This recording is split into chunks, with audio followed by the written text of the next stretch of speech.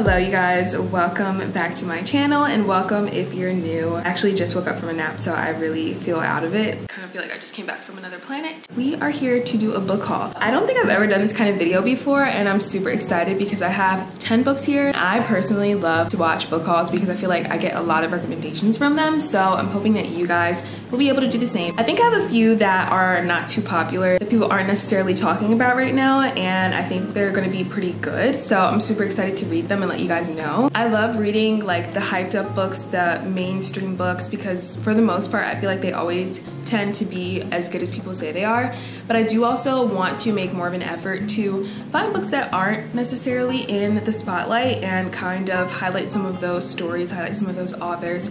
So I do have a few of those in here that I think aren't as popular. So thank you guys for clicking on today's video. So I have 10 books here, like I said. Most of them came from Amazon. I have 2 that are from Barnes and 1 that's from Books A Million. The first book is Crying in H-Mart by Michelle Zauner. So this is a memoir. I have not read too many memoirs, but this just looked so good. I felt like I was seeing it everywhere and so many people were talking about it that I really wanted to pick it up. And I love that it's a diverse story. When Michelle Zauner, indie rock musician known as Japanese Breakfast, was in her mid-20s, working as a waitress, struggling to launch her music career in Philadelphia, she got a call that her mother was ill, so she put her life on hold and she traveled back to Oregon to be with her mom as she was battling cancer.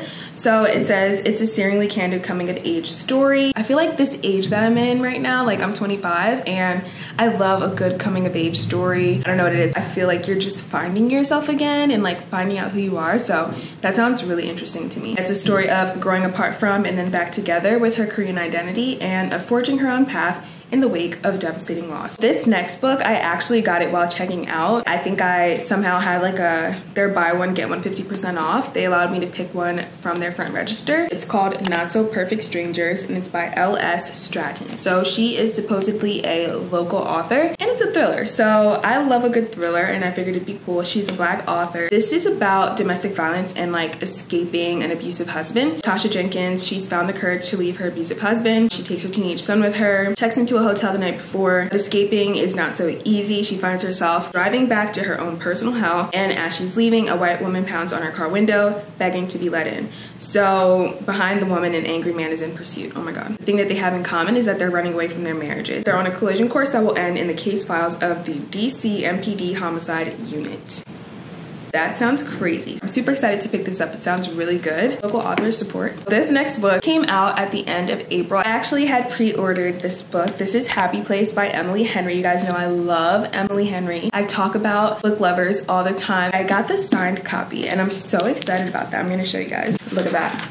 Gorgeous. I do wish it was a paperback because I have book lovers in paperback and just like when you have them all near each other, it looked nice, but I'm totally fine with that because this is signed, so that makes up for it. So yeah, so I love it. She has like so many good like little author blurbs on the back. She has Taylor Jenkins Reid, V. Schwab, like that's so cool.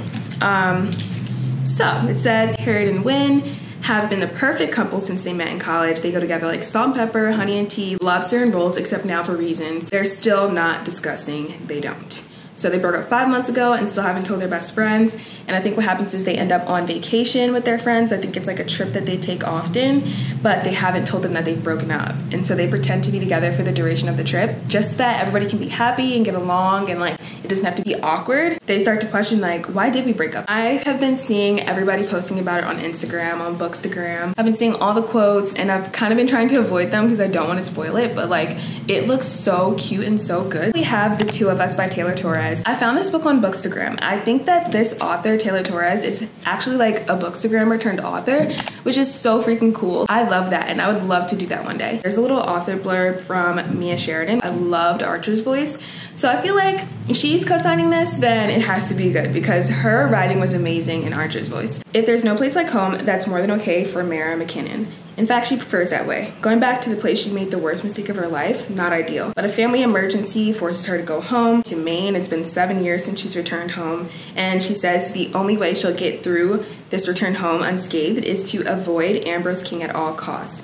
But that might prove difficult considering he lives right across the street. Oh girl, you are not going to be able to avoid him. This is such a beautiful cover. I don't think I have any purple books, but this is absolutely beautiful. This sounds really good. This sounds like a small town vibe. Since I was just talking about Mia Sheridan, I'll do this one. I read Archer's Voice last month and I absolutely loved it. It was so good. The writing was so good. The romance was so cute. And I feel like it had just the right amount of depth to it. So I was like, I need to pick up another Mia Sheridan book. I didn't know if she had any other books out, but I just knew like if she had anything else out, I wanted to read it. What did I look on? I think I looked on like Goodreads or maybe Amazon, but I saw that she has 2 other books that are like in a series with Archer's Voice. I have not heard anybody talk about anything but Archer's Voice by Mia Sheridan. So I was super surprised because if people love Archer's Voice so much, how come I never hear them talk about these other books? So I don't know how connected they are, but the way it is on Amazon, it's like this is book 2 and there's a book 3. So I picked up Most of All You. I figured I'd pick up the second book and see what it's about. A broken woman, Crystal learned long ago that love brings only pain, and she guards her wounded heart behind a hard exterior and carries within her a deep mistrust of men who in her experience have only ever used and taken.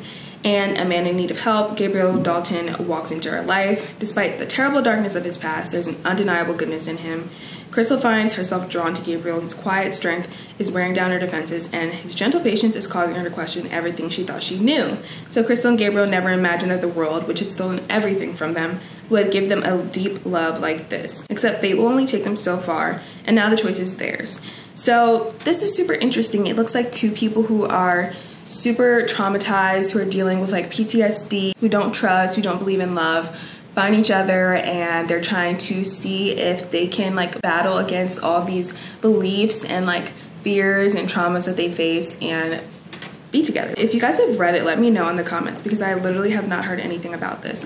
But if it's as good as Archer's Voice, then I will let you guys know so you guys can pick it up if you guys like Archer's Voice. So next up is Springtide, and this is by, I don't know if it's K.I. Stevens or Kai Stevens or Key Stevens, I don't know. But I also found this book through Bookstagram. This is a part of a series. It's the Coastal University series. She actually just dropped the second book. It's called Fault Line. I think it came out yesterday, so I saw that and that's how I found her, but I realized that there was this book first. So yeah, this is book 1. It says on the spine. The reason why I honestly picked it up was because not only is this cover so cute and so beautiful and so summery, but also I saw that in her bio she wrote that she is a lover of neurodivergent people, authors, characters, and I was like, yes, like please, we need more neurodivergent stories. I really hope that it lives up to the hype for me because I would love to love this. Harper St. James is the type of girl who thrives on the idea of life's simple pleasures. For quite some time, she's been harboring a secret crush on Nate Gunderson. He's a fellow Coastal U student and MLB hopeful,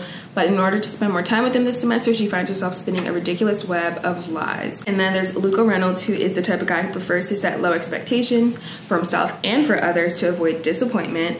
His football teammates would describe him as reserved, brooding, occasionally standoffish. The truth, Luca doesn't feel like he belongs. Oh my gosh, this is gonna be so good. When an unexpected injury threatens to destroy Luca's long-term plans, he finds himself in need of help from a discreet professional. One who will assess his knee, provide some simple stretches, and ensure him that everything's fine. Luckily, there's a scheming student intern that just might owe him a favor or 2. This is so cute. Next up, we have Bloodmarked. This is by Tracy Deonn, and this is book 2. So the first book was Legend Born. I just read that recently. If you watched my most recent vlog, I finished it and I loved it. I was literally reading it and like on the last chapter and ordering it on Amazon. I was like, I need the next book immediately. It had a slow start, and I said that in the video.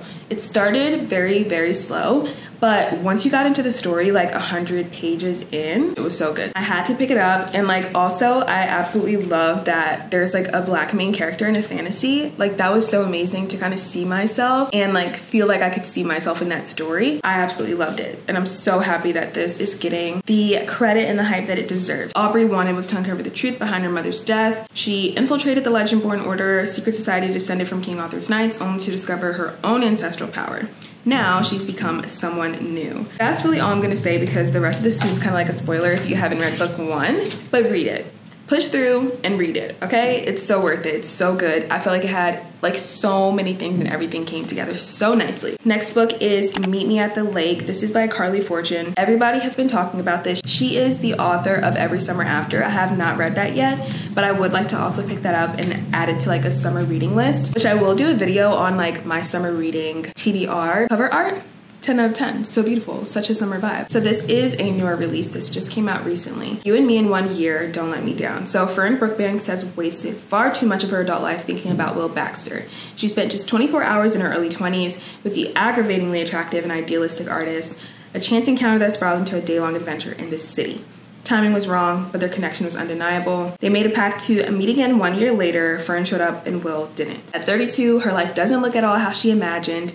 She's working at her mother's lakeside resort, which she never wanted to do. Her ex-boyfriend is the manager, and that sounds like a nightmare. She needs a lifeline, and to her surprise, it comes in the form of Will, who arrives 9 years late, suitcase in tow, and an offer to help on his lips. Next up is Indigo Ridge. So first of all, I've been interested in picking this book up for the longest. The whole series is called The Edens, and all of the covers are so colorful and so beautiful. That alone literally has been making me want to pick it up, but I see this on Bookstagram all the time. So this is by Devney Perry. She is really popular over on Bookstagram. Our main character is Winslow Covington. She is Montana's new chief of police, and she's determined to prove herself to the community and show them she didn't earn her position because her grandfather is the mayor. Okay, Nepo baby. So according to her pops, all she has to do is earn favor with the Edens. So it seems like they're like the founding family of the town. The only problem is she had a one-night stand with their oldest son. So already off on a wrong foot. So sleeping with Griffin Eden was a huge mistake, one she's trying to forget. He's insufferable, arrogant, and keeps reminding everyone that she's an outsider. She does her best to avoid him, but when a woman is found dead on Eden property, the two of them have no choice but to cross paths. Beautiful and intelligent, she proves hard to resist for him and the killer. Oh, what? Maybe... I don't even know what that means, but I'm excited because it seems like small town romance, enemies to lovers, a murder mystery. Like, this sounds so good. This also sounds like a really good summer read too. I feel like a lot of these are really good summer reads. My last book is a fantasy. It's legendary. So this is a Caraval novel by Stephanie Garber. This cover, guys, oh my gosh.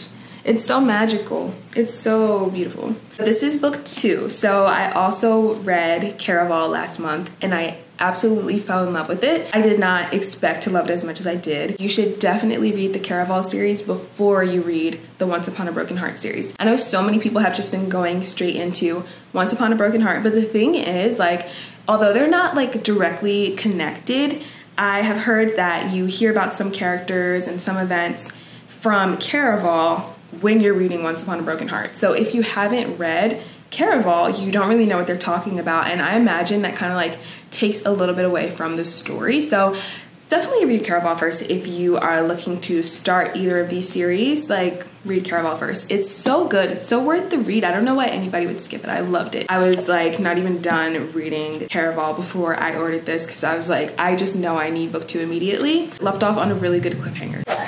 This is the end of my book haul. I actually accidentally ordered 2 copies of Springtide, but I have a few books down here in this corner that I have 2 of, and I'm gonna be doing a giveaway soon. So I will be doing a giveaway for those books. But these are the books that I ordered. I hope that you guys got a recommendation out of this, and yeah, let me know if you've read any of them, and if you have, what your thoughts were.